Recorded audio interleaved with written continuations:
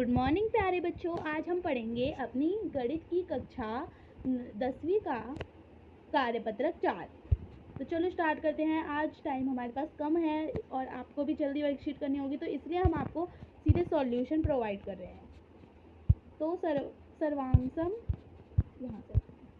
सर्वांगसम आकृतियाँ समान आकार और समान माप की होती है। ये हमने ऊपर आपने पढ़ा होगा कि जो सर्वांगसम आकृतियाँ होती हैं वो समान आकार और समान माप की होती है। मतलब जो बराबर एकदम बराबर त्रिभुज आकार बराबर होते हैं, वो पूरी तरह से एकदम बराबर दिखते हैं, तो हम कहते हैं ये होते हैं सर्वांगसम। ठीक है। अब दूसरा क्वेश्चन है हमारा, समकोण त्रिभुज बराबर है हमारा 4 सेंटीमीटर, तो दर्शाइए कि P Q square plus Q R square equal to P R square. तो ये इसमें हमारे को पाइथागोरस प्रमेय का यूज़ करना है। तो हमारे पास एक समकोण त्रिभुज है, समकोण त्रिभुज है हमारे पास। तो समकोण त्रिभुज में जो कर्ण होता है वो सबसे बड़ा होता है, हम जानते हैं। तो इसमें सबसे बड़ा 5 सेंटीमीटर, तो पी क्यू आर डालेंगे और पी आर हमारा 5 सेंटीमीटर है। हम लंब को P3 मान लेते हैं और क्यू आर को हम 4 मान लेते हैं। तो अब हम देखते हैं अपने क्वेश्चन को। तो हमने कर्ण मान लिया है 5 सेंटीमीटर। आप जानते हैं कर्ण क्या होता है, इसको हम कहते हैं कर्ण। तो कर्ण हमारा हो गया 5 सेंटीमीटर, आधार हमारा है 4 सेंटीमीटर और लंब है हमारा 3 सेंटीमीटर। ठीक है। तो अब हम पाइथागोरस प्रमेय जानते हैं। पाइथागोरस प्रमेय के अनुसार कर्ण स्क्वायर प्लस लंब बराबर लंब स्क्वायर प्लस आधार स्क्वायर बराबर होता है। कर्ण स्क्वायर इक्वल टू लंब स्क्वायर प्लस आधार स्क्वायर। ठीक है। तो कर्ण हमारा क्या है 5 सेंटीमीटर, तो उसका स्क्वायर कर लेंगे। और लंब हमारा है 3 सेंटीमीटर, उसका स्क्वायर कर लेंगे। आधार है हमारा 4 सेंटीमीटर, तो 4 का स्क्वायर कर लेंगे। तो स्क्वायर कर लेंगे तो सभी का हमने देखा, तो 5 का होता है 25 स्क्वायर, 3 का होता है 9 और 4 का होता है 16। तो जब हमने इनको प्लस किया तो हमारे पास 25 आ गया। हमारा LHS बराबर हो गया RHS। तो मतलब ये हमारा यह सिद्ध हो चुका है। तो हम क्या लिखेंगे, पी क्यू क्योंकि पी क्यू दिया गया है, तो पी क्यू प्लस हमारा जो क्यू आर है वो बराबर है पी आर के। मतलब इसी का जो ये हमने लिखा है सीधे इसी का ये उल्टा है। हमने माना है कर्ण को क्या माना है पी आर, लंब हमारा क्या है पी क्यू, आधार क्या है क्यू आर। ठीक है। इसे ऐसे भी लिख सकते हैं, पर हमारे को प्रश्न में ऐसा दिया गया है इसलिए हमने ऐसा लिखा है। तो ये क्या हो गया हमारा इति सिद्धम।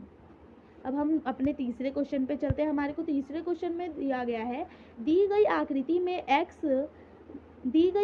में ई एक्स वाई का मध्य बिंदु है और ई एफ समांतर है वाई जेड। यदि एक्स वाई बराबर है 7 तो एक्स वाई ज्ञात कीजिए, एक्स एफ ज्ञात कीजिए। तो ये है हमारा प्रश्न।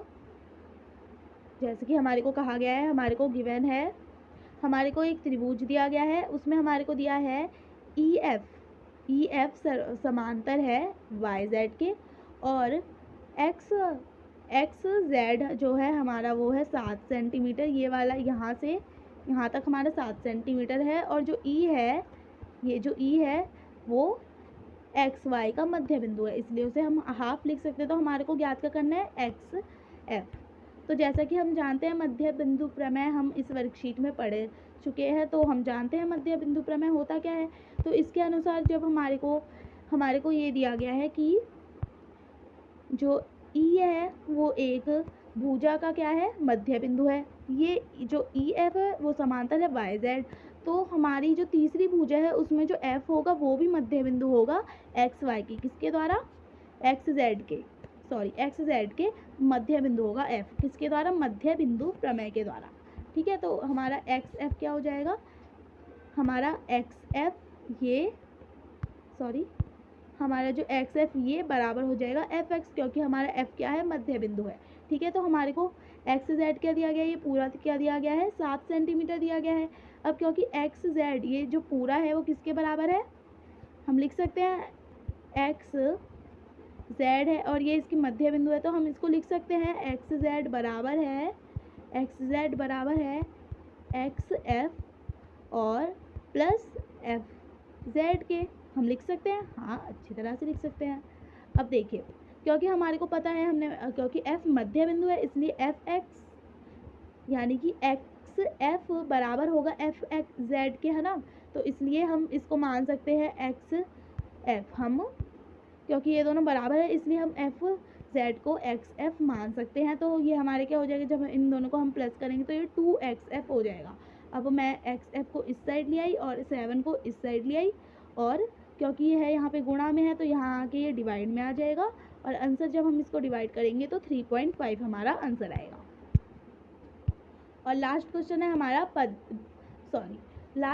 है हमारा मध्यिका को परिभाषित कीजिए। तो मध्यिका हमारी क्या होती है, ये त्रिभुज है, ये इसके एक दो बीचों बीच एक रेखा है, तो इसे मैंने मान लिया PQR और ये हमारी T।